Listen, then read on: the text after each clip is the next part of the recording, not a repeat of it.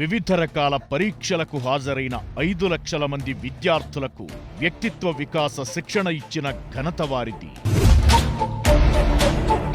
Telangana Sports Authority సైకాలజిస్టుగా సేవలందించారాయన.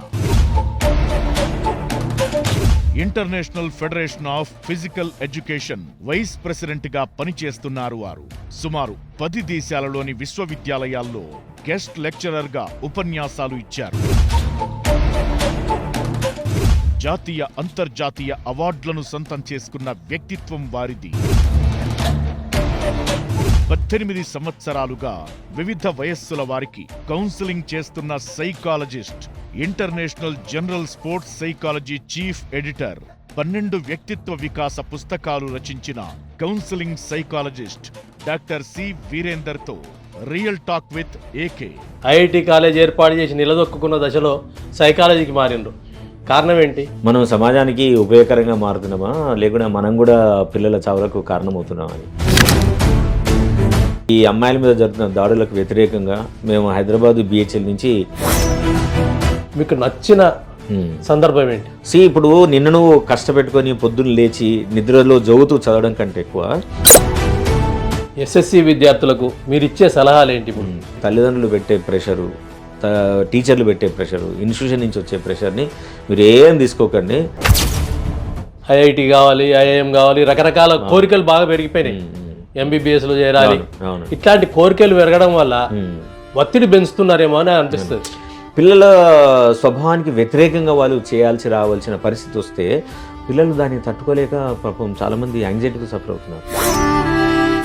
Triple ఐటీలో కూడా చాలా మంది ఆత్మహత్యలు చేసుకున్నారు. ఈ ట్రిపుల్ ఐటీ భాష అనేది అది ఒక రివాజుగా మారిపోయింది. ఎవ్రీ ఇయర్ కనీసం 3-4 పిల్లలు చనిపోతారు వాళ్ళు.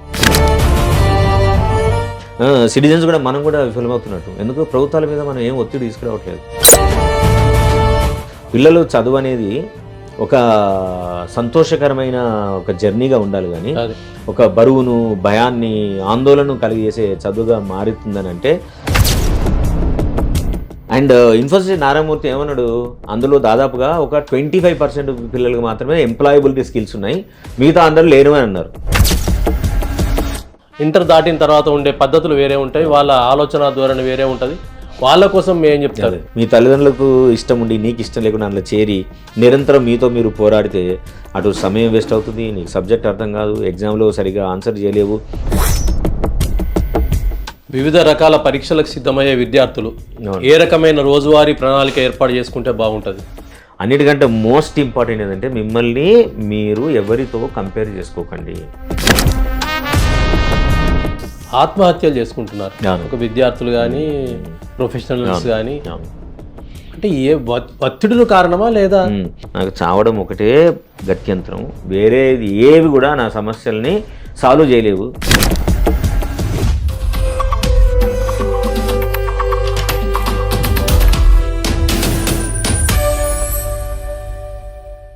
Welcome real talk with AK. ప్రస్తుతం మనం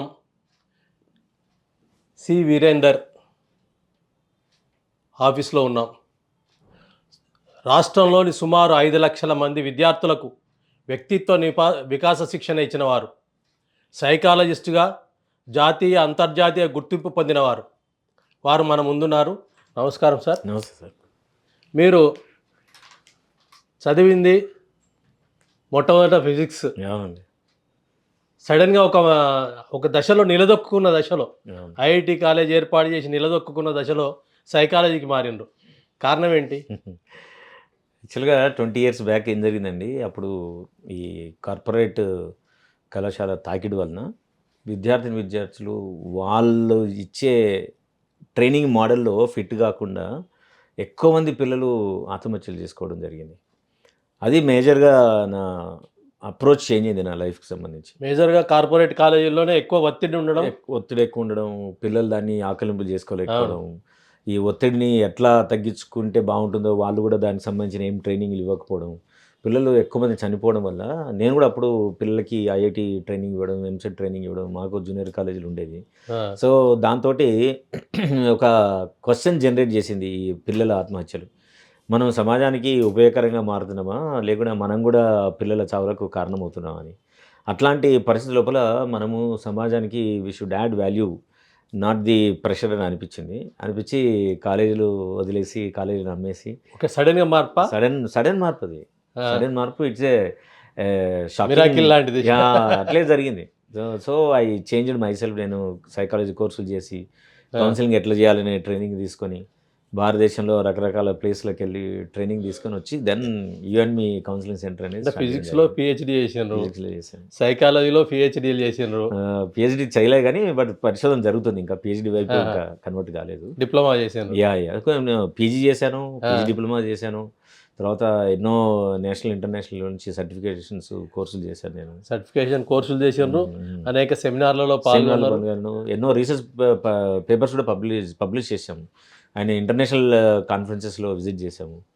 సో ఆల్మోస్ట్ ఒక 10-12 కంట్రీస్ నుంచి మనకు ఇన్విటేషన్స్ రావడం, మనం చేసిన పరిశోధనలు పత్రాలు అక్కడ ఏ దేశాలు, యుఎస్కి వెళ్ళాను, వియత్నాము, ఫిలిప్పీన్స్, రీసెంట్గా Japan, Sri Lanka, many of the south Asian countries, దాదాపు అన్ని దేశాలకు వెళ్ళొచ్చాను నేను. అంటే వివిధ దేశాల్లో ఏ దేశం నచ్చిన అనుభవం ఉంది?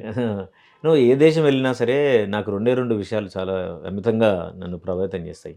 ఒకటేమో స్టూడెంట్కి సంబంధించి, రెండోదేమో ఫార్మర్కి సంబంధించి. నేను ఎక్కడ వెళ్ళినా సరే నా రీసెర్చ్ యాక్టివిటీ ప్రజెంటేషను వివిధ దేశాల్లో సైంటిస్ట్ తోటి ఇంటరాక్షన్ అయిన తర్వాత నేను టైం తీసుకొని అక్కడున్న స్కూల్ కానీ కాలేజీలో కానీ సెపరేట్గా వెళ్తాను, వెళ్ళి అక్కడున్న స్టూడెంట్స్తో ఇంటరాక్ట్ అవుతాను. నెక్స్ట్ సాధ్యమైనంత వరకు అక్కడున్న ఫార్మర్స్ తోటి కూడా నేను ఇంటరాక్ట్ అవుతాను. These are the most interesting areas for me. Farmers కలిసిన తర్వాత వాళ్ళతో పంటలు ఎట్లా పండిస్తున్నారు, వాళ్ళ జీవిత విధానం ఎట్లా ఉంటుంది, వాళ్ళకు జీవితం ప్రభుత్వాలు ఎట్లాంటి అవకాశాలు కల్పిస్తున్నాయి, జీవన విధానం ఎట్లా ఉంటుంది, పెళ్ళిళ్ళు ఎట్లా చేసుకుంటారు, కుటుంబాన్ని ఎట్లా ఆర్గనైజ్ చేసుకుంటారు, పిల్లల చదువులకు సంబంధించి, ఆరోగ్యాలకు సంబంధించి, పిల్లలకు సంబంధించి ఏ రకమైన పద్ధతులు పాటిస్తారో తెలుసుకోవడం అనేది it's very interesting area for me. Siddipet నుంచి అంటే ఫ్యామిలీ మొత్తం హైదరాబాద్ షిఫ్ట్ అయింది, అన్నదమ్ములందరూ షిఫ్ట్ అయిపోయారు, ఫ్యామిలీ అందరూ అనొచ్చు. అంటే అప్పుడు ఉన్న పరిస్థితులు ఏంటి? సిద్దిపేట నిజానికి was a very vibrant town at the time. సిద్దిపేటలో మేము స్కూల్లో జేబీఎస్లో చదువుకున్నాను, అండ్ దెన్ ఇంటర్ డిగ్రీ మన degree college, government degree college. అవును, మా లైఫ్ ఎంత వైబ్రెంట్గా ఉంటుందంటే, ఎంత ఎంజాయబుల్గా ఉండేది. మేము అన్ని యాక్టివిటీస్లో పార్టిసిపేట్ చేస్తున్నాం. అప్పుడు మేము డ్రాయింగ్లో ఉన్నాము, కల్చరల్ యాక్టివిటీస్లో ఉన్నాము.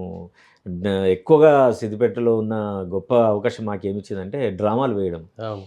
మన శ్రీరామనవమికి కానీ, హనుమాన్ జయంతులకు కానీ, రకరకాల గుళ్ళల్లో వెంకటేశ్వర స్వామి వివాహ మహోత్సవం అయినప్పుడు కానివ్వండి, చాలా డ్రామాలు వేసేవాళ్ళం.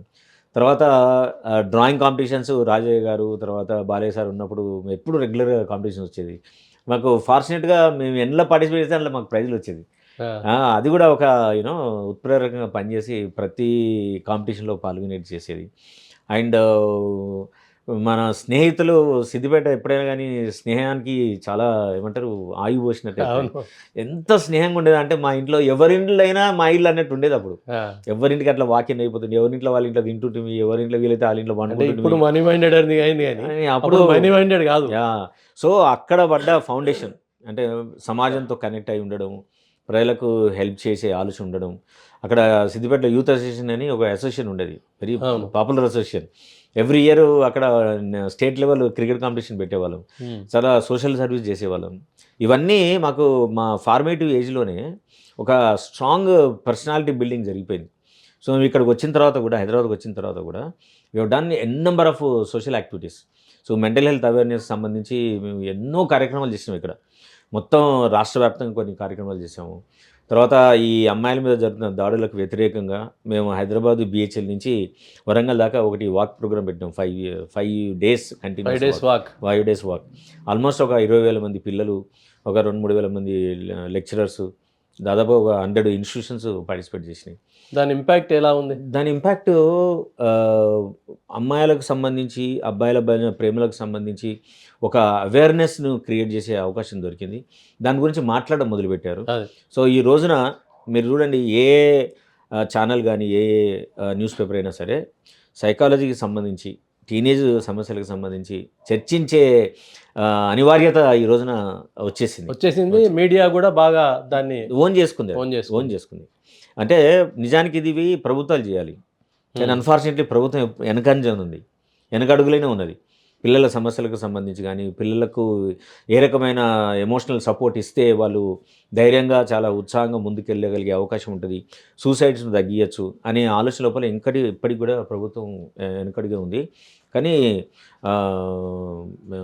ఏమంటారు, ఫోర్త్ ఎస్టేట్ మాత్రం చాలా ముందంజలో ఉండి, అది టీవీ మీడియా కానివ్వండి, ఛానళ్ళు కానివ్వండి, న్యూస్ పేపర్ కానివ్వండి, they are all taking these issues and coming forward to help the children.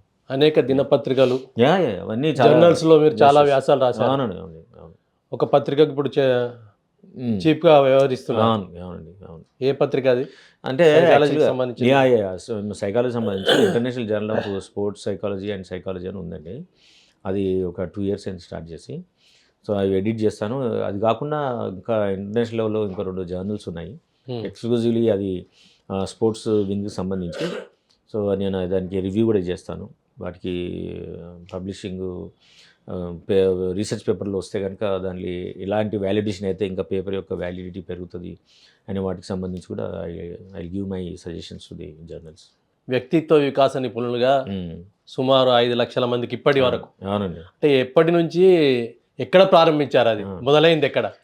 యాక్చువల్గా ఏం జరిగింది, ఆల్మోస్ట్ 2005 అనుకుంటా. 2002లో నేను తైవాన్లో ఉన్నాను, పీడిఎఫ్ కోసం వెళ్ళాను PhD అయిన తర్వాత. 2003లో హైదరాబాద్కి వచ్చాను. మళ్ళీ వచ్చిన తర్వాత నా ముందు నిలబడ్డ ప్రశ్నలు, ఇప్పుడు చూస్తేనేమో పిల్లలందరూ చనిపోతున్నారు, ఒకటి అదొకటి. రెండోది, నేను మధ్యలో వేరే దేశం వెళ్ళడం మూలాన ఇక్కడ నా కెరీర్లో, ఈ టీచింగ్ కెరీర్లో గ్యాప్ వచ్చేసింది. సో అయితే మళ్ళీ టీచింగ్కి వెళ్ళాలా, లేదు మళ్ళీ కొత్త కెరీర్ని స్టార్ట్ చేయాలా, దిస్ ఇస్ ద ఛాలెంజ్, మార్పు. దెన్ ఐ థాట్ ఇప్పుడు మళ్ళా ఈ టీచింగ్కి వెళ్ళి ఆల్రెడీ పిల్లలందరూ సమాజంలో పిల్లలు తల్లిదండ్రులందరూ ఒత్తిడిలో ఉన్నారు, మనం కూడా ఒత్తిడికి యాడ్ చేయడం అనేది నాకెందుకో it was not helpful for my idea. So then I stop teaching physics, then I started taking the courses in psychology. PG చేశాను, తర్వాత పీజీ డిప్లొమా చేశాను. ఆ తర్వాత దెన్ రకరకాల ప్రదేశాలకు వెళ్ళి భారతదేశంలోనే కౌన్సిలింగ్ అంటే ఏంటి, కౌన్సిలింగ్ ఎట్లా చేయాలి, ఏ ఇంటర్వెన్షన్ మెథడ్స్ ఉంటాయి అనే వాటి మీద నేను ట్రైనింగ్ తీసుకున్నాను. అంటే బాగా నచ్చిన ట్రైనింగ్ ఎక్కడ? బాంబేలో జరిగిందండి. బాంబేకి నేను ఒక 3-4 days CBT మీద ట్రైనింగ్కి వెళ్ళాను. అక్కడ బాంబే, సౌత్ బాంబేలో సైకాట్రిక్ అసోసియేషన్ ఒకటి ఉండే. ఎవ్రీ ఇయర్ వాళ్ళు అట్లాంటి కాన్ఫరెన్స్ పెడతారు. సో నేను కూడా అప్లై చేసుకొని కాన్ఫరెన్స్లో అటెండ్ అయ్యాను. అటెండ్ అయిన తర్వాత కాగ్నిటివ్ బిహేవియర్ థెరపీ అని ఒక థెరపీ మోడల్ ఉంది. అంటే ఈ యాంగ్జైటీస్, ఆబ్సెషన్స్లో ఉన్న వాళ్ళకి ఆ మోడల్ చాలా హెల్ప్ఫుల్గా ఉంటుంది. సో నేను అక్కడ ఉండి నేర్చుకొని వచ్చి దాన్ని ఒక రకమైన హిప్నాటిజం కూడా హిప్నాటిజం కూడా వాడుతుంది. నేను హిప్నాటిజం కూడా నేర్చుకున్నాను. నేను బయట స్టేజ్ హిప్నాటిజం చేయను, కానీ బట్ కొన్ని ఇష్యూస్కి హిప్నాసిస్ అనేది చాలా బాగా ఉపయోగపడుతుంది వాళ్ళకి. అంటే మొట్టమొదటి శిక్షణ అంటే ఓపెన్ క్లాసెస్ ఎక్కడ తీసుకున్నారు? నేను విద్యార్థుల కోసం స్టార్ట్ చేసిన హైదరాబాద్లోనండి. హైదరాబాద్లో ఇక్కడ ప్రిస్మ్ అని ఒక ఏమంటారు ప్రెస్ ఉండే, వాళ్ళు టీచర్లకి స్టూడెంట్స్ కలిపి ఒక ట్రైనింగ్ ప్రోగ్రామ్ పెట్టారు. నేను అక్కడ ఎన్ని రోజులు, అది ఒక వన్ డే ప్రోగ్రామ్తో స్టార్ట్ చేశాను. స్టార్ట్ చేసిన తర్వాత ఇక్కడ కొన్ని స్కూల్స్కి ENL అని ఒక స్కూల్ ఉండే, తర్వాత చాలా స్కూల్స్ వాళ్ళు స్లోగా నన్ను ఇన్వైట్ చేయడం స్టార్ట్ చేశారు. అలాగే సిద్దిపేట కూడా చాలా ప్రోగ్రామ్స్ చేసాం మనం. డిగ్రీ కాలేజ్ కానీ స్కూల్స్ కానివ్వండి, ఆల్మోస్ట్ మన మెదక్ జిల్లాలో ఉన్న ఎన్నో కాలేజీలు. దెన్ 2007లో నేను గవర్నమెంట్ కాలేజీలో, అంటే కమిషన్ ఆఫ్ కాలేజ్ ఎడ్యుకేషన్ తోటి ఒక MOUలో ఎంటర్ అయిపోయి ఒక 1 year పాటు ఆల్మోస్ట్ ఆంధ్రప్రదేశ్లో ఉన్న అన్ని జిల్లాల్లో ఉన్న అన్ని గవర్నమెంట్ కాలేజీలకు విజిట్ చేసాను నేను. That is the biggest programme I did in 2007-2008. So అట్లా ట్రైనింగ్ ప్రోగ్రామ్ స్టార్ట్ చేశాను. కాకుండా బాంబే కానీ, కలకత్తా, తర్వాత ఢిల్లీలో ట్రైనింగ్ ఎట్లా తీసుకుంటే బాగుంటుంది అని వాటి పట్ల కూడా నేను I got the training. Then అట్లా I spread my areas of operation. విద్యార్థులకు శిక్షణ ఇచ్చిన సందర్భంలో వ్యక్తిత్వ వికాసన అంటే వాళ్ళు పరీక్షలు ఎలా గట్టెక్కాలి, వాళ్ళ టెన్షన్స్ ఎలా తగ్గించుకోవాలి, ఇట్లాంటి అంశాలలో మీకు నచ్చిన సందర్భం ఏంటి? నాకు నిజానికి ప్రతి సిచ్యువేషన్ చాలా ఎంజాయబుల్గా ఉంటుందండి. అంటే మేజర్గా నాకు ట్రైనింగ్ ప్రోగ్రామ్స్ ఎక్కడైనా కూడా బాగా ఇష్టం ఏదైతుందంటే ట్రైనింగ్ ఇవ్వడం ఒక పార్ట్, ట్రైనింగ్ అయిపోయిన తర్వాత పిల్లలు ప్రశ్నిస్తారు. అవును. నేను బాగా ఎంజాయ్ చేసేది ఏంటంటే ట్రైనింగ్ ప్రోగ్రాంలో వాళ్ళ డౌట్స్ క్లియర్ చేసుకోవడం, వాళ్ళ డౌట్స్ క్లియర్ చేయడం. సో చాలా చాలా ఛాలెంజింగ్ క్వశ్చన్స్ వస్తాయి. సో ఆ ఛాలెంజింగ్ క్వశ్చన్స్ నేను ఒక్కోసారి వెంటనే వాటికి కొన్ని జవాబులు వచ్చేది కాదు మొదట్లో. అంటే పిల్లలకు అర్థమయ్యే విధంగా చెప్పగలిగే మళ్ళీ ఆలోచించాల్సిన పరిస్థితి వస్తుంది. వచ్చినప్పుడు నేను అప్పటికి జవాబు ఇచ్చినప్పటికీను ఆ ప్రశ్నలు తీసుకొని వెళ్ళి మళ్ళీ నేను రీథింక్ చేసి కొన్ని నేర్చుకొని కొన్ని చదివి అట్లా నన్ను నేను బాగా డెవలప్ చేసుకున్నాను. అయితే దానికి సంబంధించి మోస్ట్ ఇంట్రెస్టింగ్ క్వశ్చన్ ఒకటి ఛాలెంజింగ్ వచ్చింది ఏంటంటే, నేను అనుకుంటా సిద్దిపేటలోనే అనుకుంటా రకరకాల ఈ 10th ఎగ్జామ్స్కి అయ్యే కంటే ముందు 2006 ప్రాంతంలో ఒక అమ్మాయి లేచి ప్రొద్దున లేచి చదివితే బాగుంటుందా, రాత్రి చదివితే బాగుంటుందా, ఎప్పుడు చదవాలి, ఎందుకంటే అందరు అంటారు బ్రహ్మముహూర్తం లేచి చదివితే మార్నింగ్ అయితే మెంటల్లీ పీస్ఫుల్ గా ఉంటుంది అనేది అందరు అంటారు. కానీ నాకు అసలు మార్నింగ్ లేవడం అసలే కుదరదు నాకు. నేను లేవలేను. రాత్రి ఎంత అంటే అంత కూర్చొని చదవగలుగుతాను. సో అప్పటికి నిజానికి ఈ స్లీపింగ్ ప్యాటర్న్కి సంబంధించి నా దగ్గర సరైన సమాచారం లేదు. సో అమ్మాయికి ఏం చెప్పినా అంటే, అప్పటికి ఇచ్చిన జవాబు ఏంటంటే అమ్మాయికి, ఇప్పుడు నిన్ను నువ్వు కష్టపెట్టుకొని పొద్దున్న లేచి నిద్రలో జోగుతూ చదవడం కంటే ఎక్కువ నీకు ఆసక్తి ఉన్న టైంలోనే చదవడమే బెటర్ కదా అని నేను జవాబు ఇచ్చిన. కానీ I realise that this answer is not right answer and sufficient answer. So then నేను ఇంటికి వచ్చిన తర్వాత దెన్ ఐ స్టార్టెడ్ రీడింగ్. ఎట్లా అంటే ప్రతి మనిషి అయితే నిద్రపోవాలి, అవును, నిద్రపోతూనే ఉంటారు. కానీ నిజంగానే నన్ను నేను అబ్జర్వ్ చేసుకుంటే నాకు కూడా ఈ మార్నింగ్ లేవడం అనేది చాలా కష్టంతో కూడుకున్న పని. సో మరి నేను ఎందుకు ఇట్లా ఆలోచించలేదు అని చెప్పి నేను స్లీపింగ్ ప్యాటర్న్స్ అవుతే I realise that there are 3 types of people are there. వాళ్ళని ఏమంటాం అంటే నైట్ మేకర్స్ అని అంటాం. అంటే వీళ్ళు రాత్రికి ఎంతసేపు అంటే అంతసేపు ఉండగలుగుతారు. డే మేకర్స్, వీళ్ళు అర్లీ అవర్స్ ఎప్పుడంటే అప్పుడు లేవగలుగుతారు. జనరల్ కేటగిరీ అంటే వీళ్ళు సిచ్యువేషన్ బట్టి ఎప్పుడంటే అప్పుడు అవకాశాన్ని బట్టి చేయగలుగుతారు. Then I got the idea, అంటే ఈ బ్రహ్మముహూర్తం లేచి చదవడం అనేది కొంతమందికి మాత్రమే సాధ్యమైంది, ఇది అందరికీ సాధ్యం కాదు. సో ఇట్లా ఇది తెలుసుకోకుండా ఉన్న వాళ్ళు చాలామంది అయినా సరే అదే ప్రమోట్ చేస్తూ ఉంటారు. బ్రహ్మముహూర్తం ఒకటే అద్భుతమైంది, స్లీప్ చేసిన తర్వాత మంచి ఆలోచన ధోరణి ఉంటుంది, పీస్ఫుల్ గా ఉంటుంది అని అనుకుంటారు, సైలెంట్ గా ఉంటుంది అనేది ఒకటి ఉంది రకరకాల. కానీ యాక్చువల్గా మెమరైజేషన్ ప్రాసెస్ సంబంధించి ఉన్న రీసెర్చ్ ఏం చెప్తుందంటే, నువ్వు బాగా చదివి పడుకున్న తర్వాత అది ఎక్కువ మెమరైజ్ అవుతుందని. కాబట్టి పొద్దున్న లేచి చదివితేనే బాగుంటుంది అనేది అది ఒక సెక్షన్ ఆఫ్ పీపుల్, ఒక పర్స్పెక్టివ్ మాత్రమే, అంతేగాని 100% నిజం కాదు అది. నువ్వు కనుక ఈరోజు రాత్రి చాలా బాగా చదివినావు, ఎక్కువసేపు ప్రాక్టీస్ చేసావు, పడుకున్నావు. సో ప్రాక్టీస్ చేసి పడుకున్న తర్వాత రికవరీ ప్రాసెస్ లోపల మెమరైజేషన్ ఎక్కువ జరుగుతుంది, ఎక్కువగా స్ట్రాంగ్గా గుర్తుండేందుకు ఎక్కువ అవకాశం ఉంటుంది. సో అప్పటి నుంచి I started reading more research across the world. Then I started giving the most scientific evidences and reasoning for every question given by the children. SSC విద్యార్థులకు మీరు ఇచ్చే సలహాలు ఏంటి? అంటే త్వరలో పరీక్షలు ఉన్నాయి, 2 నెలలు ఉన్నాయో లేదో. ఎస్ఎస్సి కానివ్వండి, ఇంటర్మీడియట్ కానివ్వండి, పరీక్షలకు సంబంధించి ఎక్కువగా పిల్లలకు వచ్చే ఒత్తిడి పిల్లలకు రాదు, తల్లిదండ్రులు ఎక్కువ ప్రెషర్ చేస్తారు. తల్లిదండ్రులు, కాలేజీలు, స్కూళ్ళు, టీచర్లు వాళ్ళ వల్ల వీళ్ళు తీసుకుంటారు తప్ప, నాకు తెలిసి పిల్లలకు గనక నేర్పించేసి వదిలేస్తే వాళ్ళు సంతోషంగా స్వేచ్ఛగా వెళ్ళి ఎగ్జామ్స్ రాస్తారు. సో పిల్లలు కూడా మనం చెప్పేది అంటే, ఈ తల్లిదండ్రులు పెట్టే ప్రెషరు, టీచర్లు పెట్టే ప్రెషరు, ఇన్స్టిట్యూషన్ నుంచి వచ్చే ప్రెషర్ని మీరు ఏం తీసుకోకండి. మిమ్మల్ని మీరు విశ్వసించుకొని మీరు ఎంత చదివారు, మీరు ఎంత రాయాలనుకుంటున్నారు, ఎంత తెచ్చుకోవాలనుకుంటున్నారో వాటిని స్పష్టంగా నమ్మి మీరు అదే పద్ధతిలో వెళ్తే మీరు తప్పకుండా ఏ ఒత్తిడి లేకుండా ఎగ్జామ్స్ రాయగలుగుతారు, రాస్తారు కూడా. That's how they have been doing it. అట్లా అంటే ఇప్పుడు పర్సెంటేజే ప్రధానం అయిపోయిన దశలో ఐఐటి కావాలి, ఐఐఎం కావాలి, రకరకాల కోరికలు బాగా పెరిగిపోయినాయి. ఎంబీబీఎస్లో చేరాలి, ఇట్లాంటి కోరికలు పెరగడం వల్ల ఒత్తిడి పెంచుతున్నారేమో అని అనిపిస్తుంది. అంటే ఇప్పుడు మంచి విద్య నేర్చుకోవాలి, మంచి ఇన్స్టిట్యూషన్లు నేర్చుకోవాలి అనేది it's a need of the situation అండి. ఎప్పుడైనా కానీ మనం ఇప్పుడు మార్కెట్కి వెళ్తాం, కూరగాయలు ఏం చేస్తాం, మంచి కూరగాయలు తెచ్చుకుంటాం. బట్టల షాప్కి వెళ్తాం, మంచి బట్టలు తెచ్చుకుంటాం. దాహం వేస్తుంది, మంచి నీళ్ళు తాగుతాం.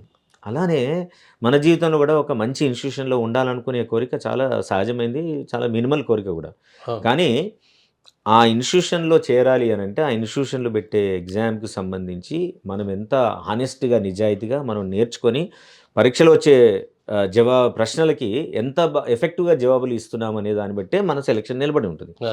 ఇది ఎప్పుడు జరుగుతది? ఇది ఎక్స్-వై-జెడ్డో టీచర్లు చెప్తేనో, పేరెంట్స్ నువ్వు ఎట్లైనా తెచ్చుకోవాలంటే రాదది. స్టూడెంట్‌కే నిజంగా దాన్ని ఎన్విసేజ్ జేయాల. విజనరీగా మారాలి స్టూడెంట్. నేను ఒక మంచి నేషనల్ లెవెల్‌లో ప్రామినెంట్‌గా ఉన్న ఇన్‌స్టిట్యూట్‌లో చేరడం వలన, నేను చాలా సబ్జెక్ట్‌ని చాలా అద్భుతంగా నేర్చుకోగలుగుతాను. ఆ నేర్చుకున్న సబ్జెక్ట్‌ని నేను అవసరమైన చోట్ల దాన్ని అప్లై చేయగలిగే స్పాంటేనిటీ గాని, శక్తియుక్తులు నాకొస్తాయి. నిజానికి ఇది నాకు కావాలి అని వాడు నమ్మాలి. కానీ అన్‌ఫార్చునేట్‌లీ మన పేరెంట్స్, టీచర్లు ఏం చేస్తున్నారంటే, వానిలో అలాంటి ఆలోచన కలిగించడానికి నువ్వు ఎక్కువ డబ్బులు సంపాదించొచ్చు.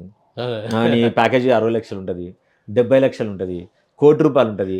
ఇట్లాంటి ఆర్థికపరమైన అంశాలను చూపిచ్చి పిల్లల ఆ! మీద ప్రెషర్ పెట్టడం వలన, పిల్లల స్వభావానికి వ్యతిరేకంగా వాళ్ళు చేయాల్సి రావాల్సిన పరిస్థితొస్తే, పిల్లలు దాన్ని తట్టుకోలేక పాపం చాలామంది యాంగ్జైటీతో సఫర్ అవుతున్నారు. అవును. ఇప్పుడు మన దగ్గరకొచ్చే పిల్లల్లో ఈ మధ్య దాదాపుగా ట్రిపుల్ ఐటీలో కూడా చాలా మంది ఆత్మహత్యలు చేసుకున్నారు. ఈ ట్రిపుల్ ఐటీ భాషలనేది అది ఒక రివాజుగా మారిపోయింది. ఆ! ఎవ్రీ ఇయర్ కనీసం ముగ్గురు, నలుగురు పిల్లలు చనిపోతారు వాళ్ళు. అంతేగాని చనిపోయిన తర్వాత అక్కడ యూనివర్సిటీ యాజమాన్యం గానియండి, లేదు గవర్నమెంట్ గానియండి, ఎప్పుడు కూడా దాని మీద ఒక రీసెర్చ్ జరగలేదు. ఎందుకు ట్రిపుల్ ఐటీ పిల్లలు చనిపోతున్నారు? అదే. ఎందుకు చనిపోవాలి? ఒక గురుకులం లాంటి రెసిడెన్షియల్ వ్యవస్థలు అక్కడ పెట్టి, పిల్లలకు అంత మంచి ఎక్స్‌పోజర్ వసతులు అన్ని వసతులన్నీ కల్పించిన కలిగించిన తర్వాత. తర్వాత కూడా చనిపోతున్నారంటే దేర్ ఈస్ సంథింగ్ రాంగ్. సిస్టమ్‌లో ఏదో రాంగ్ జరుగుతుంది. ఆ రాంగ్‌ని గుర్తించడంలో మొత్తం మనమందరం గూడా వ్యవస్థ విఫలమైనట్టు. వ్యవస్థ విఫలమైందనొచ్చు. విఫలమైంది. సిటిజన్స్ గూడా మనం గూడా విఫలమవుతున్నట్టు. ఎందుకు ప్రభుత్వాల మీద మనం ఏం ఒత్తిడి తీసుకురావట్లేదు. ఆ! అక్కడ ఏదైతే అవసరమో ఆ పని చేయాలని చెప్పడంలో మనం వి ఆర్ ఫెయిల్డ్. సో, అందుకోసమే పిల్లలు ఎక్కువ చనిపోతున్నారు అనిపిస్తది. సో, అట్లాంటి స్థితే మనము రాష్ట్రంలో ఎక్కడ చూసినా సరే జూనియర్ కాలేజీలో గానియండి, ఇంజినీరింగ్ కాలేజీలో గానియండి, కొన్ని రెసిడెన్షియల్ స్కూల్‌లో గానియండి పిల్లలు చనిపోతూ ఉన్నారు. సో, అట్లా చనిపోకుండా ఉండే విద్యను మనం ఇంట్రొడ్యూస్ చేయాల్సిన ఆవశ్యకతను ఈ సూసైడ్‌లన్నీ మనకు మళ్ళొకసారి సవాలు విసురుతాయని మనం అనుకోవాలి. పిల్లలు చదువనేది ఒక సంతోషకరమైన ఒక జర్నీగా ఉండాలి గానీ, అది. ఒక బరువును, భయాన్ని, ఆందోళనను కలిగజేసే చదువుగా మారుతుందనంటే, మనం చెప్పే విధానం గానీ, మనం పిల్లలకు చదువును చేరవేసే పద్ధతులు గానీ, అవన్నీ గూడా ఔట్‌డేట్ అయిపోయినాయి. ఇప్పుడున్న లేటెస్ట్ ఆల్ఫా జనరేషన్ గానీ, పోస్ట్ మిలియన్ జనరేషన్‌కు అసలు కంపాటబుల్ అయ్యే చదువులు గాదనే సంగతిని అది పదే పదే మనకు గుర్తు చేస్తుందనిపిస్తుంది. అంటే ఇప్పుడు చాలా చదువులు కార్పొరేట్ స్కూల్‌లో వచ్చిన తర్వాత హ్మ్. 4వ తరగతి నుంచో, 5వ తరగతి నుంచో ఐఐటీ స్టడీస్ అని అవును. రకరకాలుగా ఒత్తిడి పెంచే చదువులు అవును. చదివిపిస్తున్నారు. అవును. ఆటలు లేవు, అవును. మానసిక వికాసం లేదు, ఏది హ్మ్. లేదు, మార్పు యాహ్! లేదు. అవును. ఒకప్పుడుండే మానసిక వికాసము, శారీరక శ్రమ ఇట్లాంటియన్నీ తగ్గిపోయి, అవును. అంటే బాగా చదవడం, చదవడం, చదవడం ఒక్కటే మారింది. అవును. దానివల్ల ఉపయోగమా లేదా హ్మ్. నష్టమా? నాకు తెలిసి మనం తెలియకుండానే సమాజాన్ని ధ్వంసం చేసే పద్ధతిలో ఆల్మోస్ట్ మనం ఒక 40, 50% మనము సక్సెస్‌ఫుల్ అయినాం. సో, సొసైటీ ఆ! మొత్తం డిస్ట్రక్షన్‌కి దారితీస్తుందండి. మీకు కొన్ని 3 అంశాలు చెప్తాను. ఎందుకు డిస్ట్రక్షన్ అంటున్నాము? ఇంత భయంకరమైన స్టేట్‌మెంట్ మనం ఎందుకు ఇయ్యాల్సొస్తుందనంటే, ఓవరాల్‌గా సమాజం యొక్క చిత్రం చూస్తే నంబర్ ఆఫ్ డివోర్స్ కేసెస్ పెరుగుతున్నాయి. అవును. నంబర్ ఆఫ్ సైకియాట్రీ పేషెంట్లు పెరుగుతున్నారు. అండ్ నంబర్ ఆఫ్ సూసైడ్స్ పెరుగుతున్నాయి. నంబర్ ఆఫ్ న్యూక్లియస్ ఫ్యామిలీస్ పెరుగుతున్నాయి. Okay. And number of hospitals పెరుగుతున్నాయి. హెల్త్ ఇష్యూస్ జనరేట్ అవుతున్నాయి. బాగా పెరిగినాయి. క్రైమ్ రేట్ పెరుగుతుంది. ఇవన్నిటికి మూలం ఎక్కడి నుంచి వస్తుంది? అంటే మనం చదువనేది మనిషిని వ్యక్తిగా వికసింపజేయడానికి ఉపయోగపడే టూల్ కాస్త వ్యక్తులను చాలా మానసిక రోగులుగా తయారు చేయడం, అదే. విపరీతమైన సాడిస్టిక్ అప్రోచ్ చేసే పద్ధతులను అవలంబించే విధంగా చేయడం, డబ్బే ultimate aim of human life progress అనేటట్టు చేయగలగడం. ఇవన్నీ మనిషిలో మనము తెలవకుండానే విషాన్ని కూరుతున్నాం. దానికోసమనే చూడండి మీరు ఏ హాస్పిటల్‌కెళ్ళండి, ప్రైవేట్‌కెళ్ళండి, కార్పొరేట్‌కెళ్ళండి, గవర్నమెంట్ హాస్పిటల్‌కి చూడండి. కుప్పలు తుప్పలు మంది మనకక్కడ కనిపిస్తారు. అవును. మా విపరీతంగా సెంటర్‌కొచ్చు పెరిగిపోతున్నారు. మనకు సెంటర్‌కొస్తే చూడండి. ఎక్కువ మంది పిల్లలు యాంగ్జైటీతో సఫర్ అవుతున్నారు. ప్రేమకు సంబంధించి అమ్మాయిల అబ్బాయిలు ప్రేమ విఫలం అయితే సూసైడ్ అని చేసుకుంటున్నారు, లేకుంటే అమ్మాయిల మీద దాడులు చేస్తున్నారు, లేదు అమ్మాయిలు వెళ్ళి పోలీసులను కంప్లైంట్ ఇస్తున్నారు, లేకుంటే ధర్నాలు చేస్తున్నారు. ఏంటి ఈ డిస్టర్బెన్స్ను? అన్ఫార్చునేట్లీ పాలసీ మేకర్స్ కానివ్వండి, లేదు విద్యావంతులు కానివ్వండి, యూనివర్సిటీస్ కానివ్వండి, దీని మీద ఒక సీరియస్ డిస్కషన్ కానీ, ఒక సీరియస్ స్టడీ కూడా లేదు. ఎంత బాధాకరం అనిపిస్తుంది. సో ఇప్పుడు మనం పిల్లల్ని 6th నుంచి ఐఐటీకి తయారు చేస్తాం. ఐఐటీ ఏంటి? అదేమన్నా మనిషి జీవితానికి ఎపిటోమ్ ఆఫ్ గోలే కాదు కదా. ఒక చదువు మనిషి నైపుణ్యాలు నేర్పించే చదువు. మనం ఇప్పుడు 10 ఏళ్ళ నుంచి చరిత్ర చూస్తే ఐఐటీల్లో దాదాపు అక్కడ కూడా 40% ఆఫ్ ద ఫ్యాకల్టీ ఉంటున్నారు. వాళ్ళు కూడా పార్ట్ టైం లెక్చర్ పెడతారు. అంటే దాని శాంక్టిటీ డిస్టర్బ్ అయింది కదా. అందులో 40% ఆఫ్ ద ఐఐటీ చదివిన పిల్లలకు ఉద్యోగాలు కూడా లేవు. అండ్ ఇన్ఫోసిస్ నారాయణమూర్తి ఏమన్నాడు, అందులో దాదాపుగా ఒక 25% పిల్లలకు మాత్రమే ఎంప్లాయబిలిటీ స్కిల్స్ ఉన్నాయి, మిగతా అందరూ లేను అని అన్నారు. అంటే ఏంటి, అది కూడా ఒక మిత్ అని తేలిపోయింది కదా.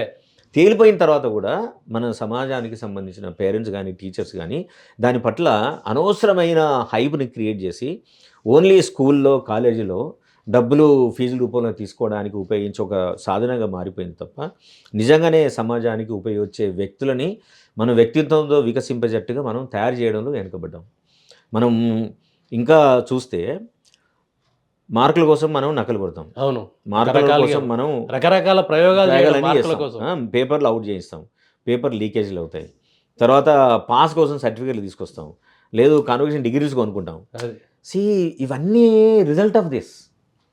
Unfortunately we are not able to see. కానీ మనము ఒక గొప్ప సమాజాన్ని నిర్మించాలనే ఆలోచనతోటి ఐఐటి ఒకటే దానికి మార్గదర్శిగా మనం చూపించడంలో మన సమాజం ఎంత విఫలమైంది, ఎంత వెనకబడిపోయినా అని చెప్పడానికి ఇన్ని కారణాలు మనకు కనబడుతూ ఉన్నాయి. కాబట్టి మనం ఎదుగుతున్నామని మనం ఎట్లా అంటాం?